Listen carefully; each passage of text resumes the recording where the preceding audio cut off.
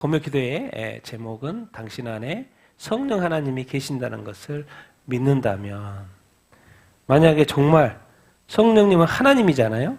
성령 하나님이 우리 안에 계시는 걸 우리가 여러분 믿으시죠? 예, 믿는 줄로 이렇게 믿습니다. 그 성령 하나님이 영이시니까 그게 가능한 거죠. 물리적인 것은 사람이 물리적으로 들어올 수는 없으니까 성령 하나님은 영이시기 때문에 근데 성령님은 하나님이란 말이야. 그 하나님이 우리 안에 계신다면, 그러니까 우리 안에 계시기 위해서는 우리로 거듭나게 해야 돼, 안 해야 돼요?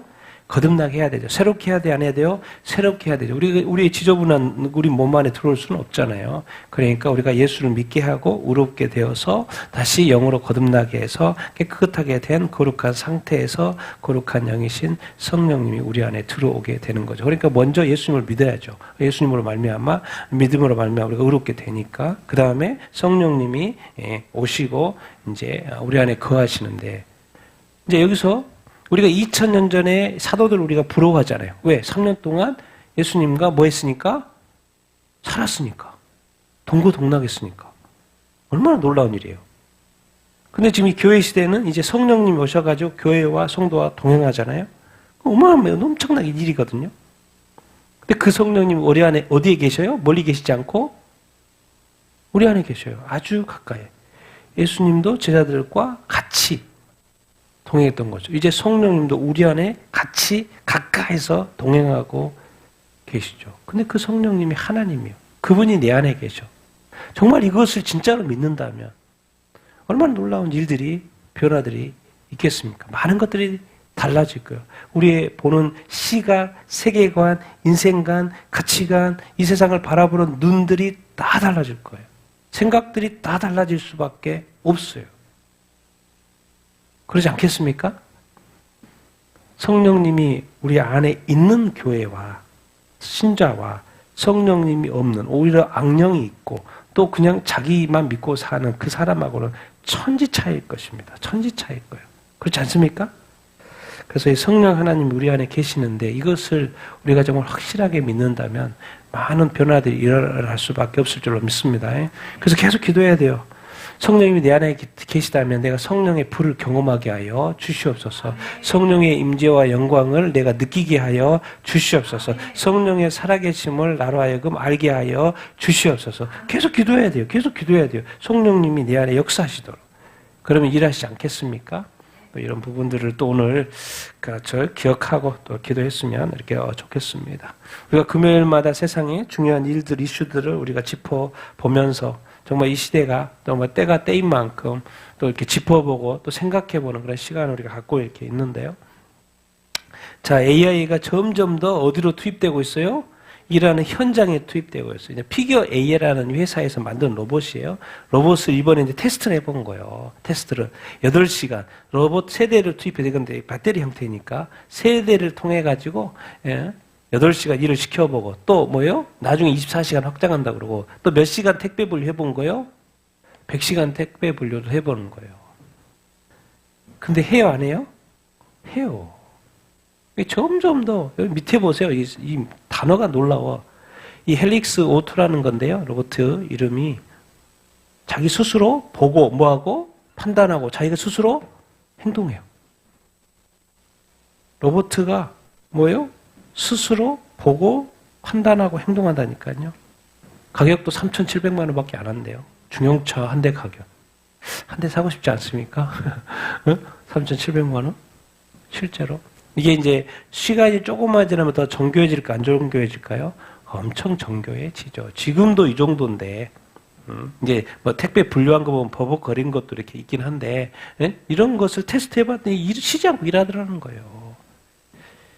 이게 인간 일자리를 대체할 수밖에 없을까? 어떤 AI까지 나왔어요? 중국입니다, 중국. AI 이발사가 등장했어요. 실제로 이 화면, 내가 이렇게 잘라주라는 그것을 명령을 하면, 이제 로봇이, 머리 자르는 이발사 로봇이, AI 로봇이, 얼마? 단돈? 550원에. 지금까지 많이 이야기했어요. 이발사, 미용사가 제일 AI 시대에 마지막까지 살아남을 수 있는 직업이라고 했는데, 어느 순간에 또 AI 이발사가 지금 나와가지고 테스트를 하고 있더라고. 야, 이게 이제 감각이 생기니까 이 머리 형태로 정말 대단한 것 같아요. 이런 어쨌든 나왔어요. 나와가지고 지금 자르는 영상이 있더라고요. AI. 자, 뭐가 나왔어요? 중국입니다. 중국. AI 점술. AI 이제 예브로의 형태로 이렇게 나오겠죠. 그러니까 지금 뭡니까? 우리가 점치기 위해서 점집에 가고 막 이렇게 하잖아요. 어디를 찾아가잖아요. 근데 그게 지금 어디로 들어와 버렸어요? 어디로 들어와 버렸어요? 핸드폰 안에 들어와 버렸어요. 핸드폰 안에. 내 손 안에 들어와 버렸어요. 내 손 안에. 자, 그러면은 내 손 안에 있는 앱 뭐죠? 점술 앱을 보면 그걸 내가 점을 친 거야, 안 친 거예요? 내가 거기에 찾아가서 물리적으로 찾아가서 보는 거하고 내가 앱을 열어서 점을 보는 거하고 똑같아요, 안 똑같아요? 똑같아요. 이제는 사람들이 찾아가는 사람만 좀 노력이 필요한데 지금 가만히 앉아서 내가 점을 볼 수 있는 시대가 됐다는 거예요, 여러분. 무슨 자미두수가 뭐야 이게 또 타로 카드, 자미두 생년월일이구나. 타로 카드, 관상, 손금뿌리 그냥 앱만 열어서 볼 수 있다 없다? 볼 수 있다. 그래서 제가 이제 운세 같은 거를 여러분 본 적 있습니까? 앱으로 막 어디든지 있잖아요, 운세는. 맨날 나오잖아요, 어디 가나. 그래서 제가 안 보죠. 안 보려고 하죠. 안 봐요, 안 봐. 근데 그런 거 한번 보고 싶은, 재미로라도 보고 싶은 생각이 있잖아요. 네. 왜? 그냥 맨날 뜨니까. 또 보면 뭐 준다 그래요? 포인트 준다 그러잖아요. 포인트 준다 그러잖아요. 포인트 받기 위해서 점을. 제가 포인트 받기 다른 걸 해도 그건 건너뜁니다. 왜? 성경에 하지 말라 그랬으니까. 내가 그 포인트는 안 받지. 다른 건 받아도 그 포인트는 안 받지. 내가 점 보고, 그 관상 보고, 또 손금 보고, 또 운세 보고, 내가 저 포인트는 안 받지. 근데 우리 그리스도인은 무심코 해요, 안 해요? 포인트 받기 위해서? 한다니까요. 근데 그것이 똑같다니까요. 그리고 운세 보고 기분 좋아요, 안 좋아요? 기분 좋아하고. 그러면 이제 갈 때까지 간 거지. 보고 기분까지 좋아버리면 이제, 이게 너무 쉽게 우리 손 안에 들어와 버렸다. 무서운 세상입니다. 자, AI, 메타죠? 예, 페이스북하고 인스타그램을 만드는 회사. 인간 직원 필요 없다. 제목을 너무 심하게 붙였는데, 인간 직원 필요 없다. 하루아침에 몇 명을 잘라버렸어요? 메타 직원 10분의 10% 잘라버렸어요. 하루아침에. 다 나가. 8,000명, 800명이 아니고, 80명이 아니고, 800명이 아니고, 메타 직원의 10%를 잘라버렸다니까, 하루아침에. 800명. 그리고 또 남은 직원의 7,000명을 또 어디로 또 배치했어요? AI 쪽에. 그러니까 이제 앞으로 세상은 AI 세상이 되기 때문에 모든 어떤 인력을 어디로 집중하는 거예요? AI로 집중하는 거예요. 그리고 투자를 217조인가 투자한대요. 그게 어마어마한 돈 어디로? AI로. AI 그 데이터 센터, AI 개발 이런 거 다. 왜? 앞으로 그런 세상이 될 거니까. 근데 중요한 거는 이 인간 직원들이 자꾸 이렇게 생기다 보니까 AI 에이전트들이 막 생기다 보니까 사람이 자꾸 잘려요, 안 잘려요? 8,000명이 이렇게 잘리는 시대. 세상이 이렇다니까요. 우리 한국의 인구 어떻게, 저출산.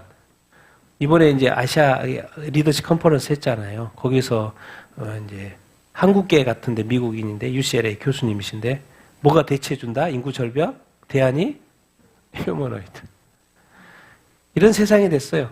이제 저출산 고민할 필요가 없다는 거예요. 왜? 일자리 고민할 필요가 없다는 거예요. 누가 해줘요? 누가 해줘요? 휴머노이드. 이렇게 말하고 있어요, 지금. 컨퍼런스에서. 교수님이. 놀랍지 않아요? 이만큼 로봇가 지금 인간 세상에 가까이 들어오고 있다. 근데 이제 예언을 또 이렇게 한 사이트, 공부하는 그런 사이트인데, 지금 전 세계에 데이터 센터들이 지어지고 있죠.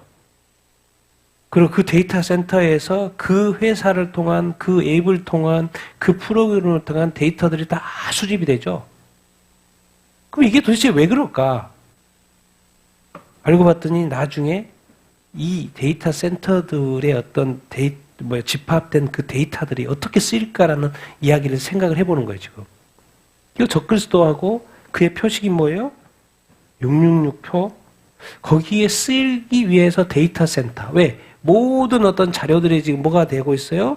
디지털화 되고 있죠. AI 데이터 센터에는 뭐들이 이렇게 수집이 될까요? 생체 인식, 신원 확인 다 하고, 디지털 아이디, 디지털 화폐, 지금 화폐가 다 디지털 화폐 되잖아요? 디지털 아이디, 토큰화된 화폐, 더 화폐, CBDC, 중앙은행 디지털 화폐, 건강 기록, 상시 추적 장치, 생체 보안, 얼굴 인식 다 어디에 들어가는 거요? 그 AI 데이터 센터에 들어가는 거예요. 그러니까 우리의 모든 데이터가 그 AI 데이터 센터에 다 들어가는 거예요. 자, 그렇게 되면 나에 대한 모든 정보가 딱 있으니까 나는 편리해질 수 있죠. 편리해질 수 있어요. 그러니까 666표라는 건 아주 어떻게 보면 사람들을 편하게 해주는 거, 편하게. 이제 카드, 지갑 이런 거 아무 필요 없어. 몸만 다니면 돼, 몸만 다니면 돼. 표를 가지고 몸만 다니면 모든 결제 다 되는 거야. 병원에 가도 되고, 은행에 가도 돈도 되고 다. 근데 지금 전 세계에서 지금 난리거든요. AI 센터 지으려고. 왜? 시대가 AI 센터, AI 시대니까. 근데 AI 센터, 데이터 센터가 뭐 하는 거? 데이터 모으는 거예요, 데이터. 사람들 데이터. 각 사람에 대한 정보를 모으는 거예요. 아, 그러니까 전 세계적으로 여기저기서 AI 데이터 센터를 지으는 것이 결국에는 적그리스도의 통치의 어떤 한 통로가 되겠구나. 그런 걸 예측하는 거예요. 당연히 그러겠죠. 당연히 그러겠죠. 당연히 그럴 수밖에 없어요. 모든 어떤 데이터가 디지털화 되니까 저 데이터 센터, AI 데이터 센터를 통해서 통제가 가능하게 될 거라는 예측. 뭐 맞는 말이죠. 자, 중국. 우리 한국에도 비가 그제 많이 왔죠? 많이 온 건가? 근데 어디서 왔어요? 중국 쪽에서 왔죠? 근데 그 중국에 엄청나게 비가 많이 왔어요. 영상들 보면 뭐 아주 그냥 난리입니다. 사람도 죽고. 근데 뭐 또 일어났어요? 광시서에 지진도 일어났어요. 그래서 영상 보니까 막 튀쳐나오고 난리더라고. 사람들이 대피 이렇게 하고 5.2 지진이 일어나고 이렇게 있고요. 전 세계에서는 지금 먼 일들이 계속해서 일어나고 있고, 우리 한국도 올해 뭐 여름 엄청나게 덥다고 그러잖아요. 계속해서 지금 뭐 어디요? 아프리카 콩고에서는 뭐 때문에 지금 난리예요? 에볼라 바이러스 때문에 사람이 죽고 막 격리하고 난립니다. 그쪽은 지금 혹시 퍼질까봐. 참 이런 일이 일어날 수 있나 싶기도 하고, 뭐죠? 에어포스 원이죠. 그 미국 대통령이 타는 중국하고 이렇게 정상회담을 했잖아요. 근데 에어포스 원에 다시 대통령이 타고 관련된 사람이 타잖아요. 근데 그 많은 사람들이 선물을 뭐 그렇게 받았어요. 근데 다 뭐 하라는 거예요? 회개하라는 거예요. 사실 저거는 외교적인 결례일 수가 있거든요. 만약에 한국이 그랬다고 생각해 보세요. 뒤집어졌죠. 전 세계에 막 뉴스들이 난리 났을 거예요. 저거는 에이드가 없다, 뭣도 없다, 선물을 받은 거가 그렇게 없다. 근데 미국은 트럼프 쪽, 이쪽은 왜 그래요? 만약에 여기에 하나, 뭔가 이렇게 뭐가 있어가지고, 그걸 가지고 비행기 안에 탔다고 생각해 봐요. 난리가 나는 거죠, 지금. 뭔가 서로 못 믿는 거죠. 못 믿는다고 생각을 하는 거죠. 그래서 아마 제가 알기로는 중국에 있으면서 먹는 것도 조심한 걸로 알고 있어요.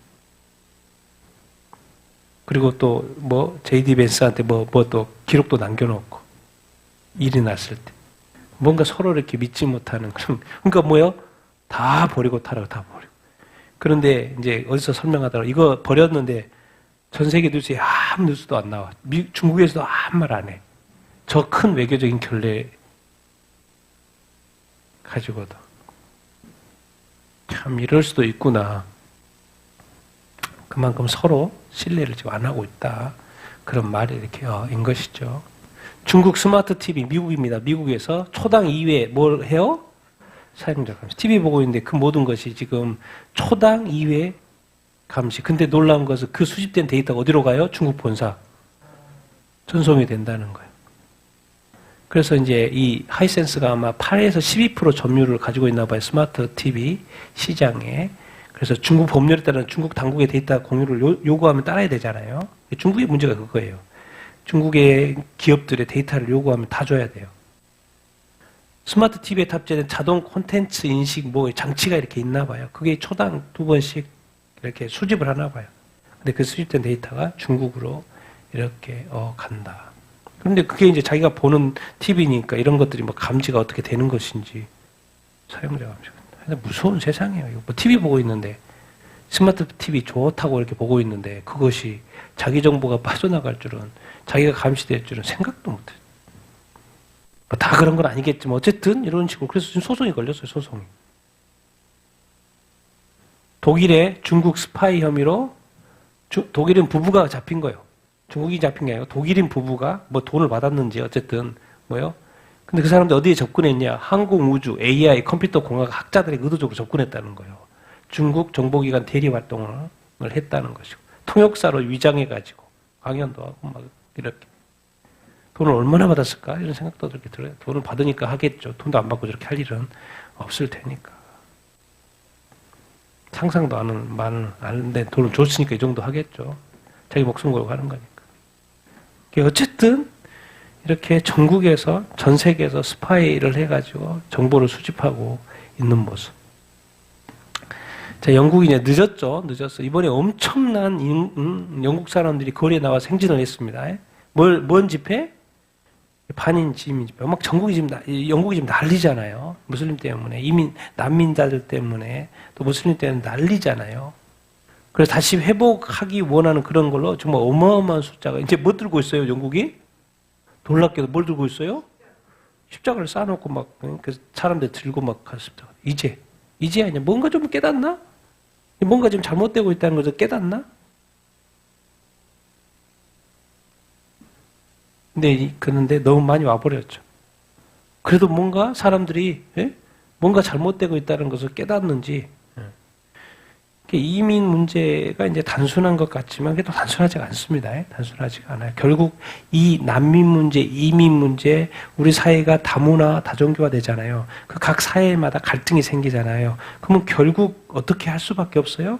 디지털 신분증을 발급할 수밖에 없는 구조예요, 이게. 그렇게 가기 위해. 왜 섞여 있으니까. 구분을 하기 위한 가장 확실한 방법이 나중에는 이 갈등이 커지면서, 당연히 영국에서 그랬잖아요. 노동자, 난민들, 불법, 이거 어떻게 구분해? 디지털 자동으로 나오는 거예요. 나중에는 그렇게 할 수밖에 없어요. 이미 다 이런 세팅은 다 됐으니까. 일본의 문제가 뭐냐? 요즘 사이트에서 하더라고. 일본이 지금 문제라는 거, 이슬람 때문에. 2024년도에 설명을 해요. 이 작가님이 몇만 명? 42만 명이나. 2024년도, 2년 전, 24년. 근데 그게 뭐가 문제예요? 무슬림 인구가 너무나도 많아져가지고, 지금 모스크도 몇 개가 생겨버렸다? 164개. 근데 무슬림 인구를 받을 수밖에 없어. 뭐 때문에 받는 거예요? 노동 때문에 받는 거예요. 근데 이제 무슬림들이 와가지고 동화를 하면 되는데, 동화 대화 안 돼요? 안 돼요. 지금 여기서 이렇게 모여 있는데, 어디는 막 600명이 모여가지고 이러고 있는 거예요. 당연히 무슬림이니까 무슬림대로 예배한다고 이렇게 기도한다고 하지만은, 이제 일본에서는 깜짝깜짝 놀라는 거예요, 이게. 너무 많이 막 모여서 이렇게 막 기도하고, 모스크들은 꽉 차가지고, 모스크 밖에서 하는 거예요. 안에는 꽉 차가지고. 공원마다 그렇고, 온도승은 막 600명, 모스크도 막 너무 많이 늘어나고. 여기서 이제 또 가르치는 거는, 일본은 99% 화장이래요, 화장. 화장을 하는데, 무슬림은 또 화장을 안 한다는 거예요. 그리고 그것 때문에 또 막 이렇게, 싸우고. 그래서 지금 너무 갈등이 심하다고 지금 무슬림 때문에 그런 이슈를 이렇게 짚더라고요. 이렇게 저번엔 또 일본에 대한 책을 또 쓰신 분이시고 참 이런 갈등 이런 거 어떻게 해야 될까요? 나중에 해법이 나오겠죠. 어떻게? 근데 어쨌든 각 나라들마다 특히나 선진국들은 노동력 때문에 외국인들이 계속 받고 있는데 그게 지금 특히나 무슬림들은 동화가 된다 안 된다? 안 된다는 거. 유럽도 안 되니까 문제가 되는 것이고 그래서 난민을 착한 의도로 선한 의도로 받아줬는데 그게 동화가 안 되고 그냥 그게 큰 무리가 되고 정치 세력화 돼가지고 그냥 유럽이 난리잖아요. 일본도 지금 멀지 않은 거죠. 자, 모스크바에서, 러시아에서 우크라이나 전쟁이죠. 1500대 드론을 때려가지고 엄청나게 때려버렸죠. 우크라이나를. 그래서 우크라이나가 500대로 다시 때렸다 그 말인 거예요. 사상자도 많이 났고, 우크라이나도. 거기에 반격해가지고 우크라이나가 러시아 쪽에 드론 500대를 보내가지고 때렸다. 계속해서 서로 막 때리고. 자, 하마스 죽은 것 같지만 어디서 훈련하고 있어요? 계속해서 훈련하고 있어요. 생각을 해서 하마스 입장에서는 자기가 가자 지구의 왕이었는데 갑자기 다 내려놓고 하겠어요? 끝까지 버티려고 하겠지. 그러니까 잠깐 이제 소강 상태에서 또 열심히 훈련하고 있어요.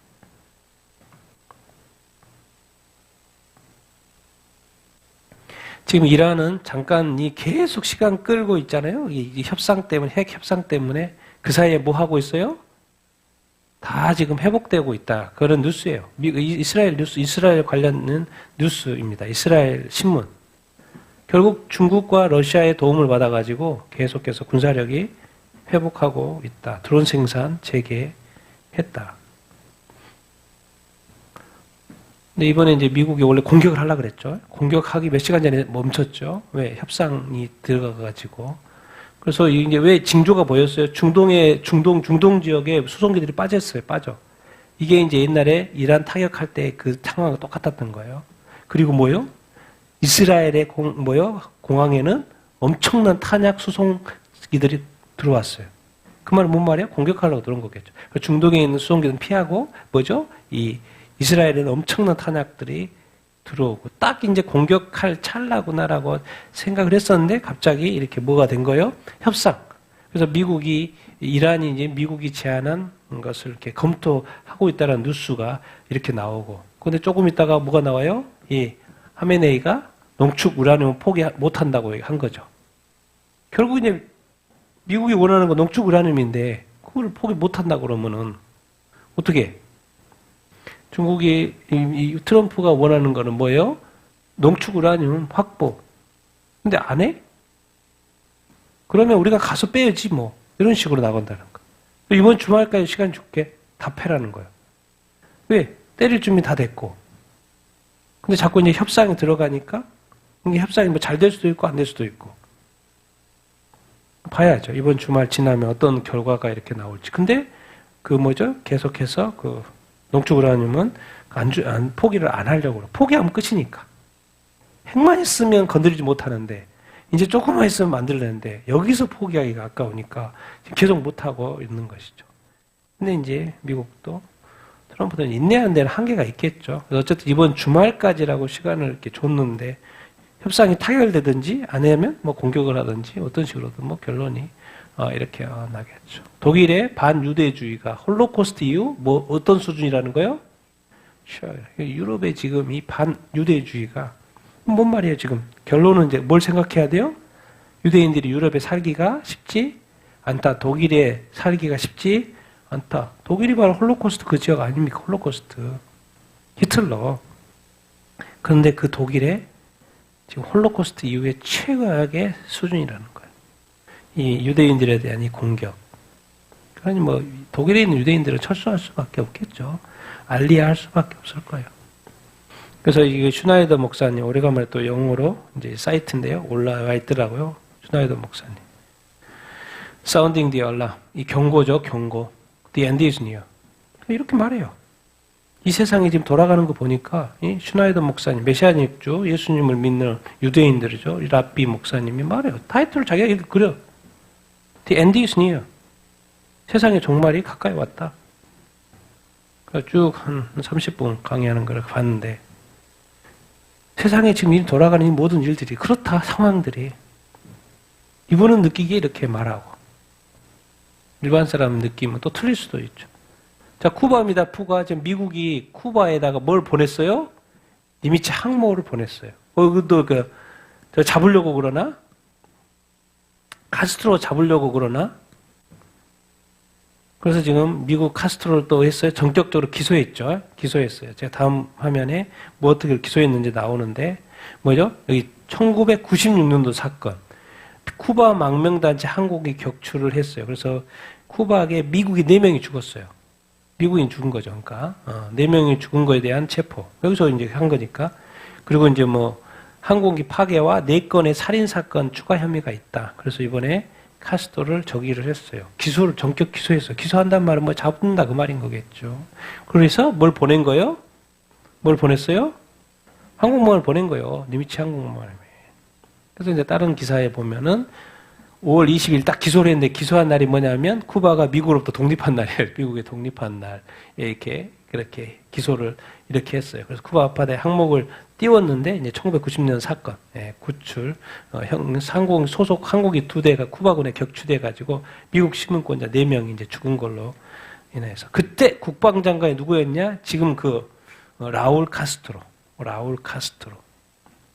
국방장관일 때 4명이 죽은 거예요. 그래서 이것에 대해서 기소를 했는데 이제 우리가 쿠바이가 무슨 문제, 뭘 요구하는 거예요? 지금 트럼프 행정부에서는 러시아, 중국의 정보 활동을 대폭 축소하고 중단해라. 그 말인 거예요. 쿠바를 통해서 뭔 공산주의니까 통해서 뭔 일을 하는구나. 중국과 러시아가 시장 개방 확대하고 통제 완화와 같은 경제 개혁을 해라. 정치범 석방하고 자유선거 해라. 자유선거, 민주주의, 정치적인 표나. 왜 이런 걸 요구해요? 이제 이것을 이제 알아야죠. 쿠바 혁명 언제 있었어요? 쿠바 혁명이 우리 6.25 전쟁 끝날 때 그렇게 하면 돼요. 6.25 전쟁 끝날 때가 언제예요? 1953년, 50년부터 53년까지 했으니까. 1953년도부터 59년까지 쿠바 혁명이 이렇게 있었어요. 이걸 통해서 이 쿠바가 어떻게 된 거예요? 마르크스 레닌주의 국가, 공산주의가 수립된 거예요. 공산주의. 1953년 우리가 이제 6.25 전쟁 끝났을 때 그리고 또 59년까지 뭐예요? 어떻게 된 거예요? 그때 쿠바가 마르크스 레닌주의 공산주의 국가를 수립을 이렇게 한 거고, 지금은 이제 남미에서 유일한 공산주의 국가 이렇게 인 거잖아요. 이것을 이제 무너뜨리려고 이렇게 하는 건데, 자, 위에가 누구예요? 수염 늘 봤었죠. 피데 카스트로, 그리고 그 형제 라울 카스트로. 지금 현 대통령, 여기 하얀 옷, 현 대통령. 근데 실제는 누구? 라울 카스트로. 그래요. 라울 카스트로가 옛날에 국방장관이었으니까 지금 기소를 하는 거예요. 나이는 95세. 70년 넘게 저 세 사람이 해먹고 있는 거예요. 70년 넘게 두 사람이 한 거지. 지금은 이번에 이제 연임이, 2년 전에 연임이 된 것 같고, 시켜준 거죠. 실세는 여기니까. 라울 카스트로. 여기를 지금 저기 한 거예요. 쿠바가 정보기관, 이 DI가 아주 유명한가 봐요. 소련 KGB로부터 돈을 받아가지고 했는데, 이 쿠바 정보기관이 어디 도와줬어요? 저기였죠. 베네수엘라. 그 경호 책임졌잖아요. 경호 책임져서 아주 유명한가 봐요. 이 쿠바의 정보기관이. 그런데 베네수엘라 깨졌죠. 미국에. 베네수엘라 그대로 당했던 것을 이렇게 할 수 이렇게 있습니다. 근데 여기 이제 소련의 도움, 공산주의니까 소련의 도움 받고. 우리 지금 미국의 루비오 국방장관이 어디 출신이에요? 쿠바계 출신입니다. 쿠바계 미군이에요. 이게 쿠바를 지금 독립시키려고, 해방시키려고 하는 거예요. 이 국무장관이 쿠바 출신이에요. 쿠바 출신. 자, 왜 그러냐? 카스트로가 이제 라울 카스트로겠죠, 형제. 라울 카스트로가 세운 회사가는 누가 운영해요? 군부가 운영해요. 현 쿠바 정부 예산의 몇 배의 이익을? 쿠바 예산의 3배에 달하는 이익을 저기 하고 있거든요. 자, 더 놀라운 소식은 쿠바 국민이 고통받는 동안 180억 달러의 자산을 갖고 쿠바 경제 몇 프로? 70%를 장악하고 있어요. 자기네들이 다 해먹고 있는 거죠. 돈도 다 갖고 있고 모든 경제 돌아가는 시스템 다 갖고 있고 돈 다 장악하고 국민들은 엄청나게 가난하게 살려. 쿠바도 1,100만 명입니다. 1,100만 명. 1,100만 명의, 큰 나라도 아닌데 1,100만 명의 인구에. 자, 여러분, 이제 이걸 뭘 이렇게 보세요? 뭘 보세요? 트럼프 대통령이 나와가지고 누구를 건드리고 있냐면, 지금 러시아, 우크라이나 이렇게 전쟁, 러시아, 그 다음에 또 뭐요? 중국, 그 다음에 어디? 또요? 이란 전쟁 건드렸죠? 그 다음에 뭐요? 베네수엘라 건드렸죠? 그 다음에 이제 어디요? 공산주의 국가? 쿠바까지. 이게 다 어디하고 쿠바나 베네수엘라, 중국하고 소련하고 다 러시아하고 연결되어 있는데 거기를 지금 다 물었어요. 그리고 보통 우리가 악의 축이라고 그러죠. 근데 악의 축이 한 나라가 빠졌어. 어디요? 북한. 내가 볼 때 북한은 한 방에 끝내지 않을까 그런 생각도 이렇게 하는데 여기 쿠바 끝나면 이제 그 다음에는 어디요? 북한이에요. 근데 그 악의 축이라는 모든 나라가 지금 다 트럼프에 의해서 건드려지고 있어요. 놀랍죠? 이게 이상한 일이에요. 희한한 일이에요. 희한한 일. 중국, 러시아, 이란, 베네수엘라 갖고 이제 쿠바. 쿠바 하면 그 다음에 당연히 어디겠어요? 북한입니다, 북한. 희한해요. 이 트럼프라는 이 존재가 나타나가지고 지금 악의 축이라는 모든 나라가 지금 공격을 받고 있고 문제가 생기고 있어요. 그 말은 뭔 말이에요? 넓게 보면 하나님은 이 세상의 모든 일들을 알고 있다, 모르고 있다? 다 알고 있다. 악에 대한 심판한다, 안 한다? 심판한다고요. 우리는 큰 관점을 볼 수 있어야 돼요. 이 악의 축의 모든 나라가 지금 다 건드려지고 있어요. 그러니까 쿠바도 당연히 공격할까 안 할까요? 공격할걸요. 제가 볼 때는 공격할 거예요. 왜? 지금 베네수엘라가 건드려졌잖아요. 그러니까 베네수엘을 통해서 중국이나 러시아가 아무것도 못해. 그럼 이제 누구한테 하겠어요? 당연히 쿠바를 통해서 하겠어요. 공산주의 국가니까. 근데 쿠바를 또 민주주의 국가가 되면 뭐 형 카스트로가 형 또 동생 뭐요? 어? 한 70년 해먹고 지금 또 새로운 대통령 세웠는데 그거는 그냥 바지 대통령이고 응? 실세로는 카스트로가 다 하고 있고 그 세 명에서 이 70년을 다 해먹고요. 북한은 매우 똑같죠. 3명. 3대가 지금은 70년, 80년 해먹고 있잖아요. 공산주의가 여러분 공산주의 아니에요. 말만 2년만 공산주의지 최고의 독재국, 최고의 독재국가, 최고의 자본주의. 모든 돈을 다 쓸어먹고 권력을 통해서. 우리나라의 자본주의는 뭐예요? 자기가 일을 자본을 벌어서 힘을 얻는 구조잖아요. 근데 공산주의는 뭐예요? 그 이념을 통해서 나라 권력을 통치해버리고 전체를 다 먹어버려요. 공산주의라는 건 없어요, 사실. 그건 다의 수단인 거고 결국은 알고 봤더니 공산주의가 뭐예요? 그 독재자들이 돈을 얼마나 쌌습니까? 평생 써도 쓰지 못할 그 재산을 쌓는 거예요. 그래서 악한 자들인 거죠, 악한 자. 그것도 어떻게 이렇게 수십 년 해먹으면 당연히 부패할까 안 할까요? 부패하죠. 얼마나 안에 그 무슨 그런 게 있겠습니까?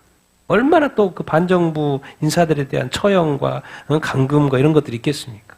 죄악들이 쌓인 거예요. 피가 철철 흐를 거예요, 그날.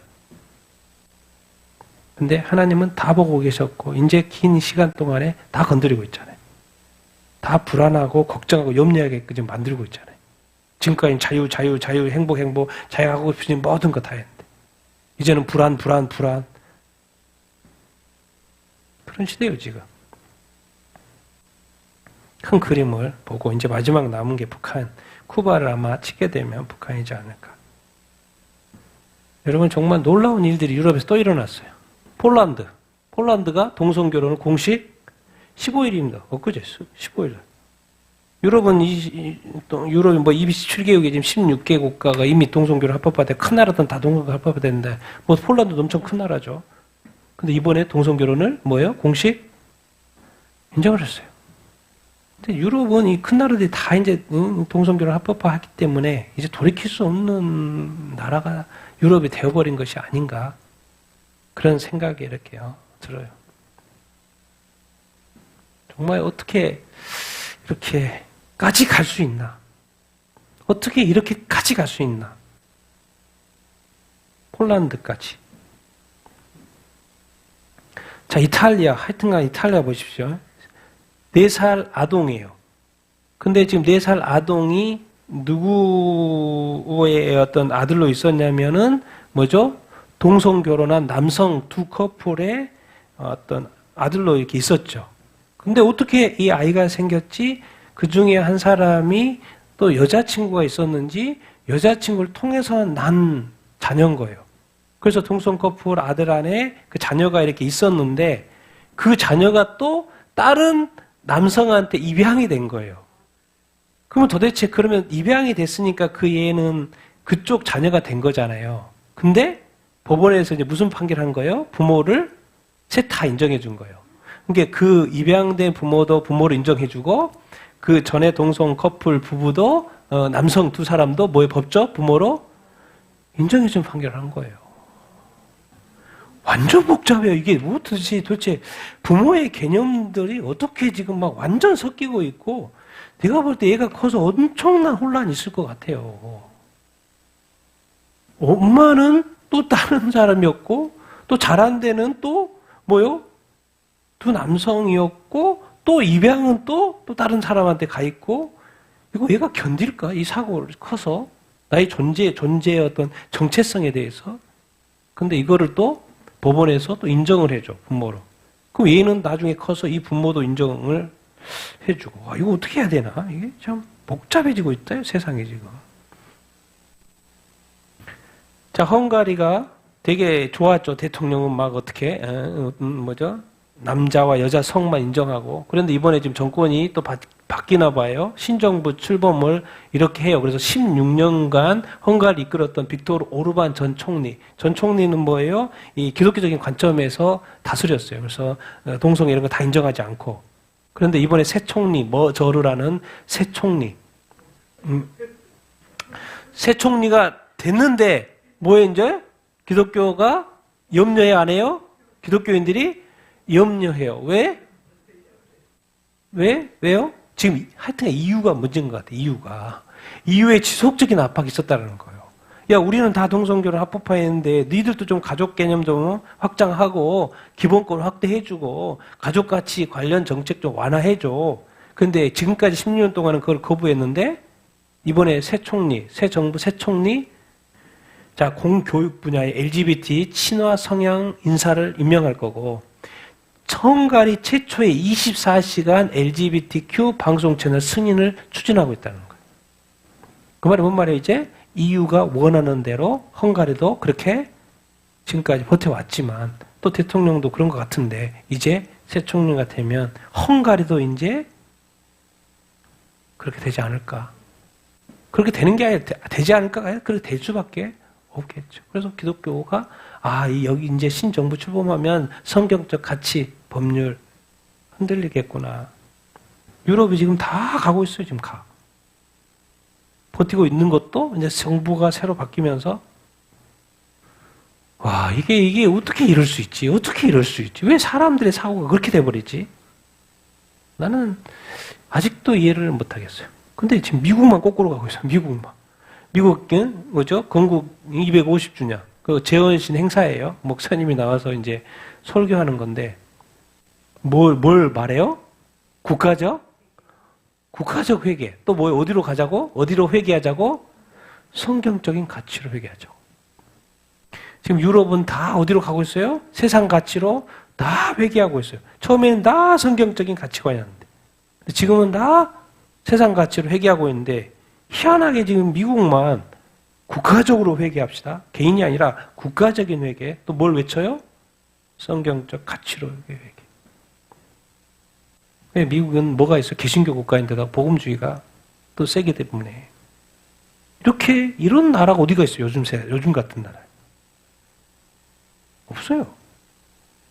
그런데 250주년 됐다고 다시 우리가 하나님께로 돌아가자. 뭐요? 성경으로 돌아가자. 이러고 있어요. 제가 볼 때는 마지막 어떤 그런 어떤 모습을 제대로 된 어떤 모습을 기독교의 어떤 모습을 보여주는 것이 아닌가. 뭐 잘못된 부분도 많이 있죠. 그런데 그 어떤 기독적인 가치 이 면에서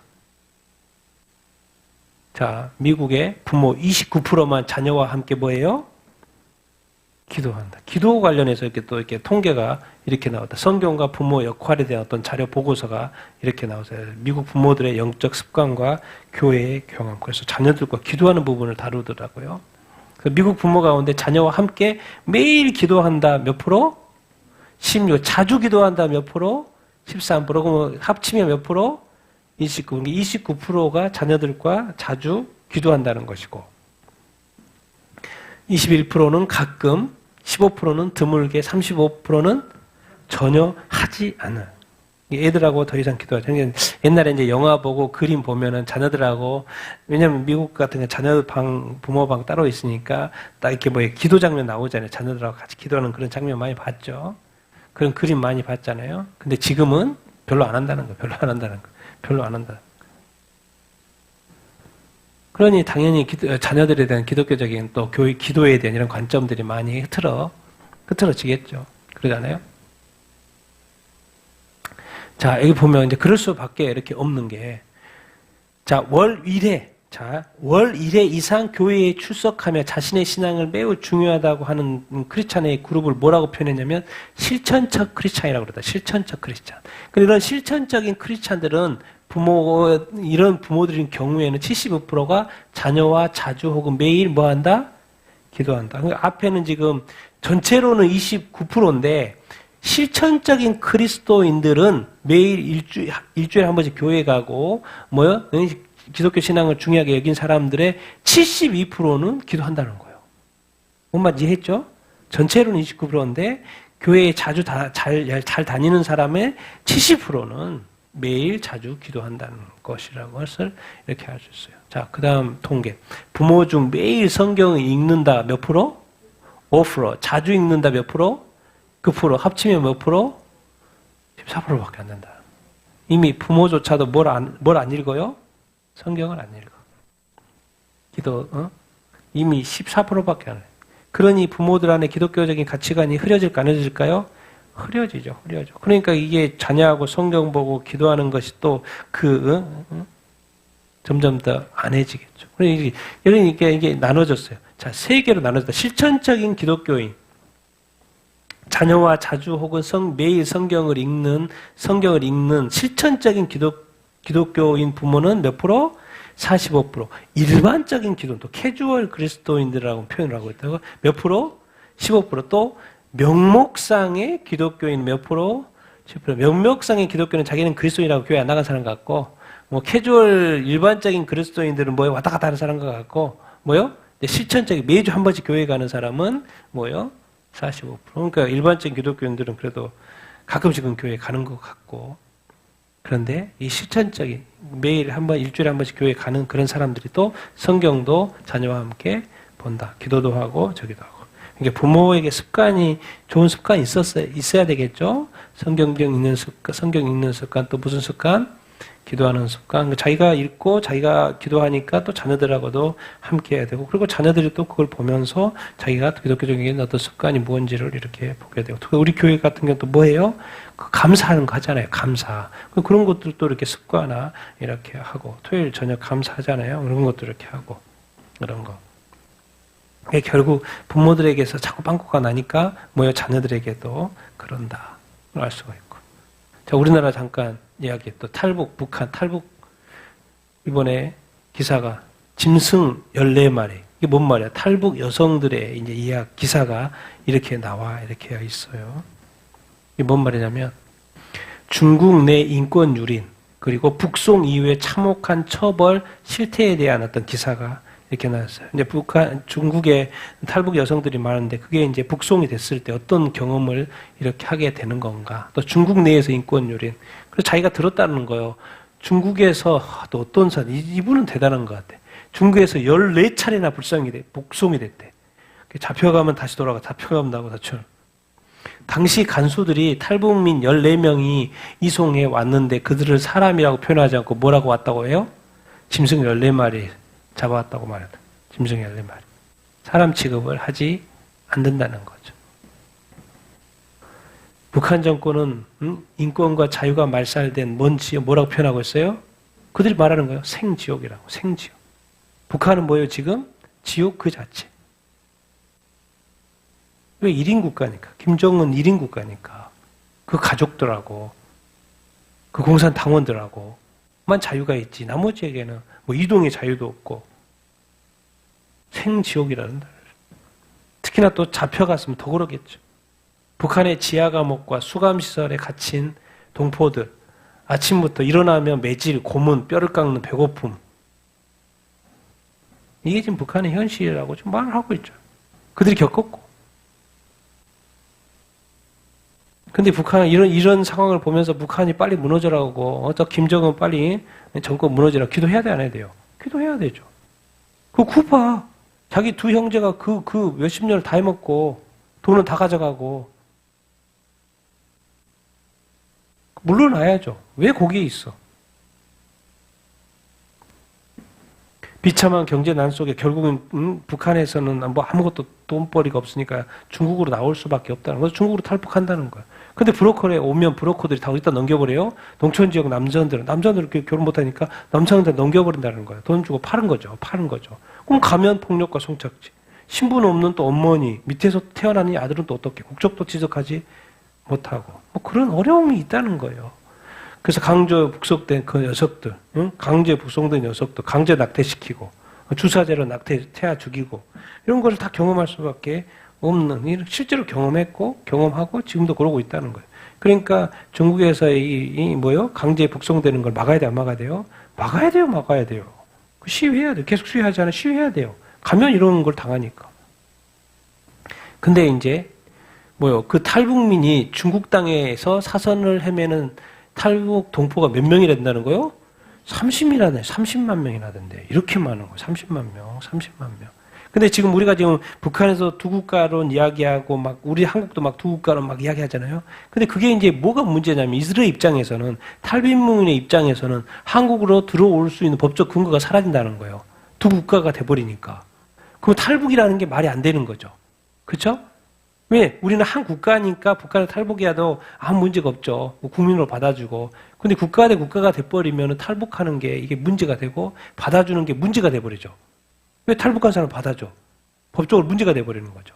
근거가 없어지는 거예요. 그러니까. 탈북민한테는 문제가 커지는 것이라는 것을 설명을 이렇게 하고 있어요. 우리는 이런 거 개념 없이도 그냥 우리 하려고 하고 찬성하네 이러고 하고 있죠. 근데 누군가에는 죽고 사는 문제예요. 한국 고교에서 성정체성 수업 자료 논란. 고등학교 3학년을 대상으로 다양한 성정체성 개념, 수업을 이렇게 내봐요. 시스젠더, 공개된 자료는, 시스젠더는 또 뭐야? 시스젠더, 젠더 퀴어, 에이젠더는 또 뭐야? 에이젠더, 트랜스젠더, 젠더 플루이드, 성정체성 개념을 제시하고 각각 정의에 맞는 연결하는 그런 활동들을 했다는 거예요. 그리고 동성 친구에게 끌리는 학생의 사례를 제시하면서 커밍아웃에 대한 찬반 의견을 작성하도록 하는 내용도 있다. 교사가 그걸 하는 건데 학생들은 무슨 죄가 있어? 이런 젠더들이 뭔지도 모르고 그 선생님은 왜 이걸 하고 싶어 하는 거예요? 자기 자녀한테도 그렇게 교육 같이 가르칠까? 학생들에게만 그럴까?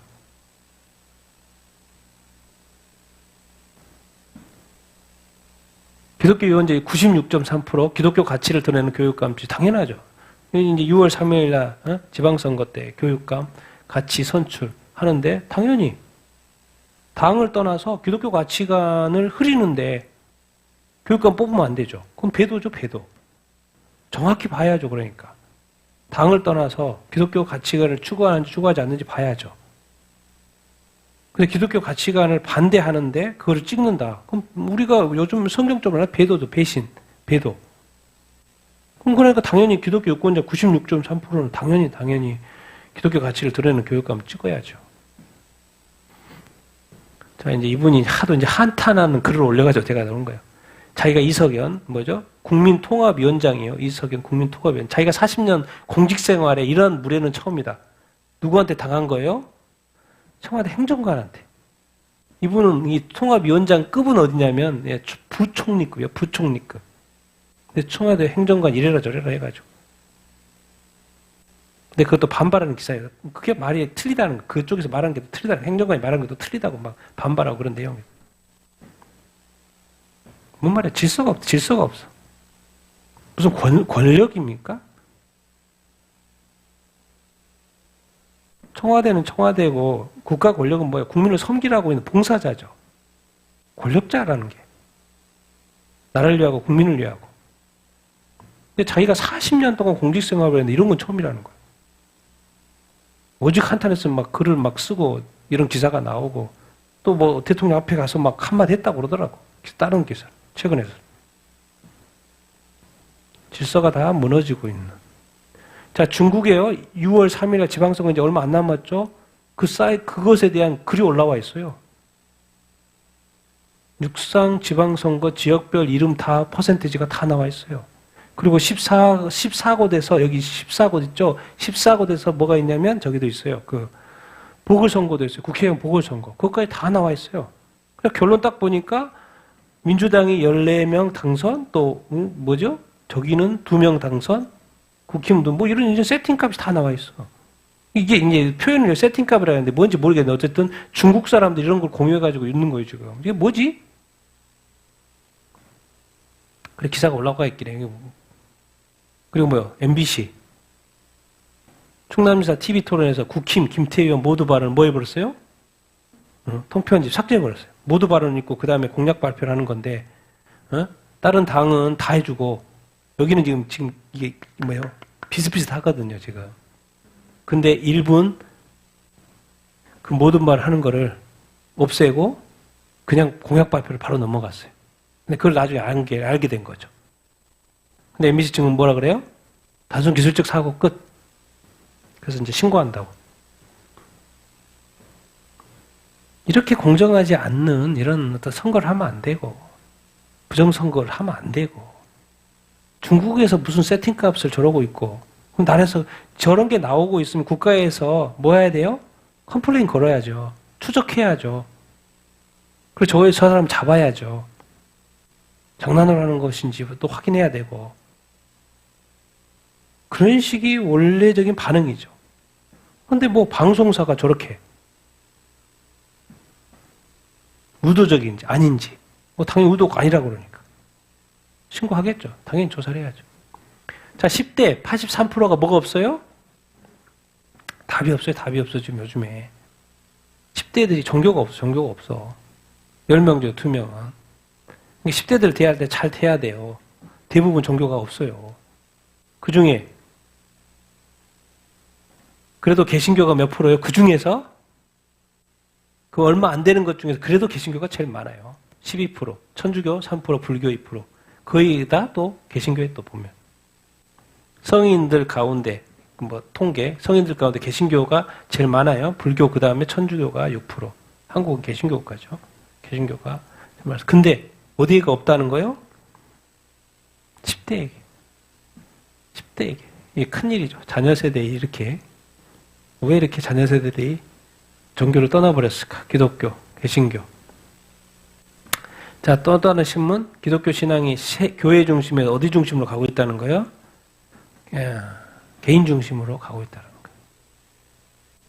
제가 이제 말하고 싶은 건 이거예요. 뭐 교회 활동보다도 개인 기도, 묵상 시간, 뭐 휴식 시간, 가족과 함께하는 시간. 근데 제가 이제 이걸 말하려고 그래요. 언제부터? 이때부터 사람이 신앙의 패턴이 바뀐 거예요. 언제부터? 코로나 때부터. 코로나 때 2년 동안 제대로 교회 가서 예배를 못 드리는 그 습관들이 뭐예요? 어느 순간 배워버린 거예요.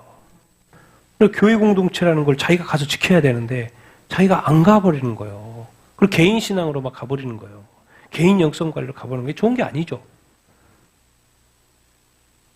근데 그러니까 이 코로나가 엄청난 영향을 미쳤다는 거예요. 마지막으로 하는 말이에요.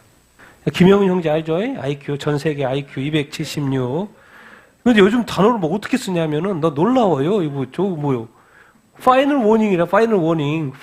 두 번째도 파이널 워닝. 뭐예요?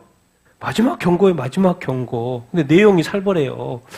예수님이 다시 오신다는 거예요. 그리고 더 스카이, 하늘이 열릴 거라는 거예요. In your lifetime에, 네가 살아있을 때, 하늘이 열릴 거라는 거예요. You will see him face to face.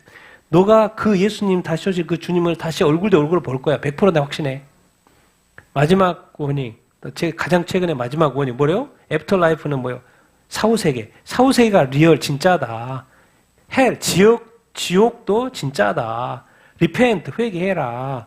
Jesus Christ is coming back. 계속 해. 예수님이 다시 오신다. 다시 오신다. 언제 다시 온다. 여기에는 before you die. 네가 죽기 전에 온다. 그럼 뭔 말이에요? 우리가 살아생전에 예수님이 다시 오신다. 그럼 뭐예요? 100% 확신한다는 거. 뭔 말입니까, 지금? 우리 세대가 무슨 세대라는 거예요? 마지막 세대라는 거예요, 마지막 세대. 우리가 살아있을 때 자기가 100% 확신하는 거예요. IQ 276, 전 세계에서 넘버원. 뭔가 누군가보다 더 잘 알겠죠. 성경을 봐도 내가 볼 때는 제가 이해하는 수준하고 이해하기가 틀릴 것 같아. 276. 근데 말해, 지금. 예수님 다시 오신다고. 그리고 당신이 살아있을 때 예수님 얼굴 볼 거라고. 지옥 진짜라고. 지옥 가면 안 된다 그 말이겠죠. 진짜 사후세계 진짜라고. 참 이렇게까지 세상이 지금 뭐 랍비도 슈나이더 목사님도 그렇고 미국의 목사님도 그렇고 한국 목사님도 그렇고 또 이 성도들도 뭐요? 파이널 워닝. 예수님 다시 오신다고. 여기저기서. 뭔 말입니까? 이 정도로 여기저기서 이렇게 하면 어느 정도 이제 생각에 들어가야 되겠죠. 진짜 예수님 다시 오신가? 정말 우리가 마지막 세대일까? 이 말대로라면 진짜 우리가 마지막, 아니 이 친구 거짓말하는 거야? 사기치는 거야? 아니면 이 말이 맞으면 진짜 우리가 살아있을 때 예수님 온다고? 여러분 어떻게 생각하십니까? 저분이 맞을 것 같고 틀릴 것 같아요. 제가 볼 땐 맞을 것 같아요. 왜? 이 세상에 돌아가는 많은 일들을 보니까 정말 우리가 마지막 세대가 아닐까 그런 생각이 절로 듭니다. 자, 그럼 우리가 어떻게 살아야 돼요? 자, 말씀 잠시 보겠습니다. 시작. 모든 것이 내게 가하나 다 유익한 것이 아니요 모든 것이 내게 가하나 내가 무엇에든지 얽매이지 아니하리라. 음식은 배를 위하여 있고 배는 음식을 위하여 있으나 하나님은 이것저것을 다 배하시리라. 몸은 음란을 위하여 있지 않고 오직 주를 위하여 있으며 주는 몸을 위하여 계시느니라. 하나님이 주를 다시 살리셨고 또한 그의 권능으로 우리를 다시 살리시리라. 너희 몸이 그리스도의 지체인 줄을 알지 못하느냐? 내가 그리스도의 지체를 가지고 창녀의 지체를 만들겠느냐? 결코 그럴 수 없느니라. 사도 바울 우리가 최근에 큐티했던 고린도전서 6장 말씀이죠. 왜 사도 바울이 이렇게 이야기해요?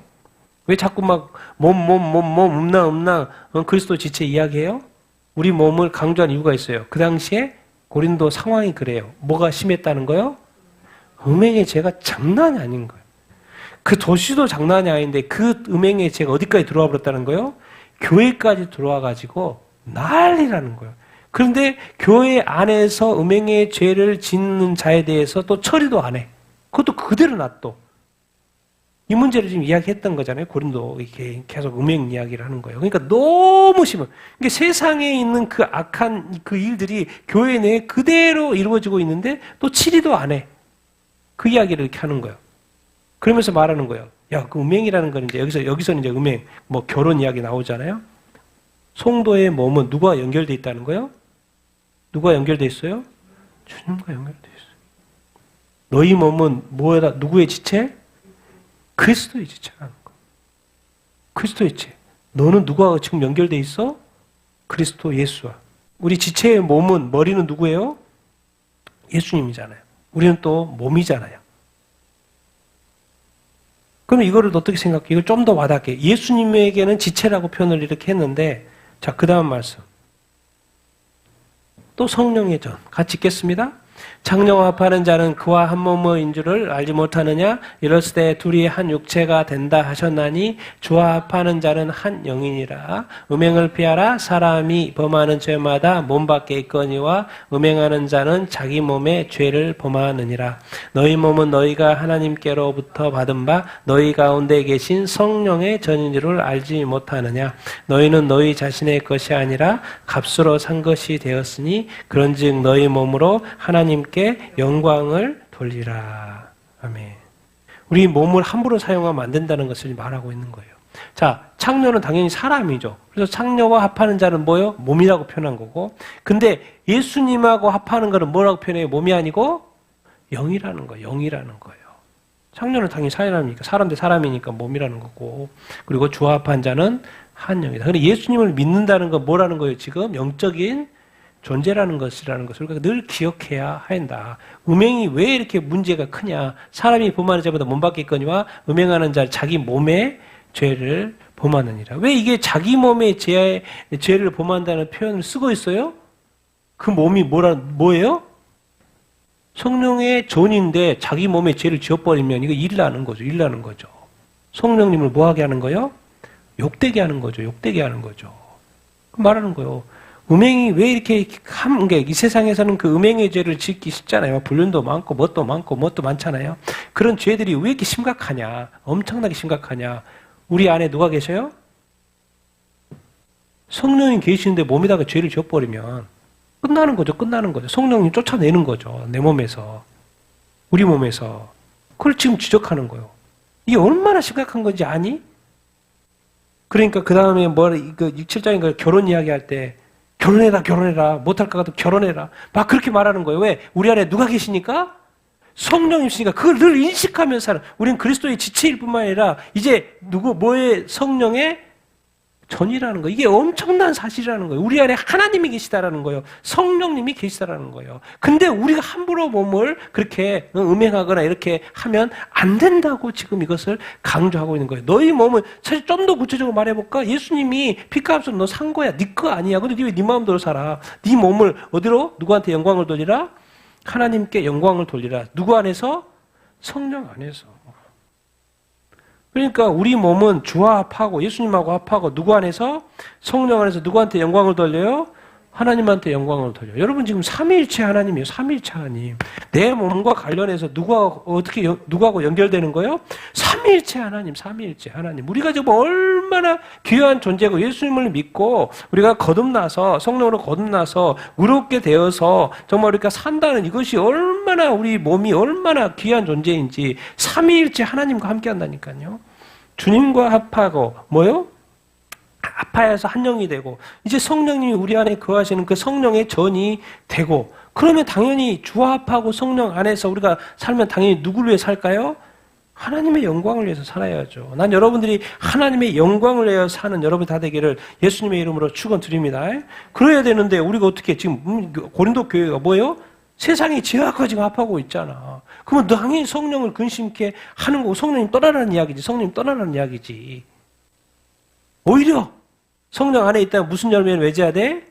의의 열매, 또 선의 열매, 좋은 거 열매 맺어야지. 성령의 열매를 맺어야지. 그런데 성령님을 근심케 하고 성령님을 떠나게 하는 자기 몸의 죄를 범하면 안 되지. 지금 많은 죄를 지적하는데 그중에 이 음행의 죄가 그렇게 심각하다라는 거예요. 그렇게 심각하다는 거예요. 네가 하나님도 섬기고 우상도 섬겨? 그건 있을 수 없다는 거예요. 있을 수 없다는 거예요. 어떻게 두 개를 섬겨? 네 안에 성령님인데 또 네 몸에 죄를 지어? 그 있을 수 없다는 거예요. 우리가 지금 이 신앙에 대해서 너무 단순하게 생각해요. 단순하게. 그리고 죄 짓는 것을 너무나 단순하게 생각해. 또 그 중에 대해서 음행의 죄는 너무나 단순하게 생각해. 항상 인식하며 살아야 합니다. 우리 안에 내가 생각하는 거, 말하는 거, 행동하는 거, 사고 모든 것을 누가 다 캐치하고 있어요, 지금? 성령님이. 어디에서? 내 안에서. 그걸 의식하면서 살아야 돼요. 나는 그리스도의 지체고 내 머리는 예수님이시고 내 안에 누가 계시다? 성령 하나님께서. 성령님은 하나님이시다. 전지전능해. 나의 일거수일투족을 다 알고. 그러니까 내가 두려움과 떨림으로 살아야 돼? 안 살아야 돼요? 살아야 된다니까요. 예수 그리스도의 신부로 지금 예수님 다시 오신다 그래서 마지막 때가 예수님 다시 오신다 그러는데 예수 그리스도의 신부로 준비시키는 게 단순한 게 아니에요, 여러분. 우리가 죄악생에 살고 있잖아요. 유럽은 막 다 동성애 뒤집어져 버렸고 그런 세상 속에서 예수 그리스도의 신부로 준비된다는 것이 또 성령님이 내 안에서 그런 환경 속에서 정말 이렇게 음행과 또 수많은 죄악들을 피해가지고 거룩하게 준비된다는 것이 정말 얼마나 큰 일이에요. 성령님은 노력할 수밖에 없는 이 환경이라고요. 이 세상이 지금 그렇고 우리도 성령이 요 안에서 다시 오실 예수 그리스도의 신랑으로서 신랑대 예수님으로서 우리가 거룩한 신부로 정결한 신부로 순결한 신부로 지금 준비시키기 위해서 점도 없이 흠도 없이 준비시키기 위해서 얼마나 부단히 성령님이 우리 안에서 노력하고 있겠습니까? 그것에 대한 분명한 어떤 반응을 보여야 되고 거룩과 정결한 삶을 우리가 살아야 될 줄을 이렇게 믿습니다. 의의 열매, 선의 열매, 정말 거룩의 열매, 정말 맺으면서 우리가 살아야 될 줄을 이렇게 믿습니다. 우리는 주님과 연결되어 있다는 것도 늘 기억해야 되고 또 성령님이 내 안에 계시다는 것을 늘 기억해야 되고 말과 행동과 모든 것을 절제하고 또 조심해야 될 줄을 이렇게 믿습니다. 그렇게 해야 돼요. 과연 내가 주님 다시 오실 때 거룩한 신부로 준비될 사람이 과연 몇이나 될까? 생각해보면 별로 많지 않을 것 같아. 왜? 성령에 대한 인식이 그렇게 약해가지고 성령의 열배는 둘째치고 성령의 은사 이런 건 둘째치고 은사 줬더니 타락한 사람도 너무나도 많고 정말 점도 없이 흠도 없이 온전히 거룩한 존재가 몇 명이나 될까? 늘 성령을 매일 의식하면서 사는 사람이 몇 명이나 될까? 오히려 성령님을 근심케 할까? 성령님을 기쁘게 하고 성령의 인도하심 따라 순종하며 살까? 몇 명이나 되겠습니까? 많지 않을 것 같아요. 난 여러분들이 정말 늘 여러분 안에 계시는 성령님을 늘 의식하며 살게 되길 바랍니다. 성령의 인도함을 받게 되길 바랍니다. 그리고 성령의 인도함 따라 늘 순종하는 삶을 살게 되길 바랍니다. 그리고 성령의 열매를 맺으면서 그 9가지 열매, 성령의 열매를 맺으면서 인품과 성품의 변화와 좋은 또 이웃의 선한 영향력을 이렇게 미칠 수 있는 그러한 삶을 사는 여러분이 다 되기를 예수님의 이름으로 축원드립니다. 그러면 당연히 그렇게 살면 하나님께 영광이 될까 안 될까요? 되겠죠. 어떤 일을 통해서 그렇지만 그냥 여러분이 그냥 그래 성령의 뜻대로만 살아도 말씀대로만 살아도 그것이 뭐가 돼요? 하나님께 영광이 됩니다. 뭐 특별히 일을 해서 영광이 되는 것은 특별한 영광인 거고 그냥 성령 안에서 믿음 안에서 그리고 말씀에 순종하면서 그렇게 소소하게 살아도 그것이 하나님 아버지 앞에 다 영광이 이렇게 돼요. 기뻐하셔요. 그렇게 또 예배할 때 하나님 얼마나 예배 잘 이렇게 받으십니까? 그래서 우리가 다시 한번 이제 이번 주일이 또 성령 강림 주일이고 그런데 성령님이 우리 안에 계신다는 것을 꼭 기억하고 성령의 인도함 받아 또 성령의 어떤 기쁘시게 하는 여러분이 다 되기를 예수님의 이름으로 축원드립니다. 성령님께서 그 선하신 좋으신 성령님께서 또 늘 좋은 길로 인도하고 또 축복으로 인도하고 또 도우실 줄 이렇게 믿습니다.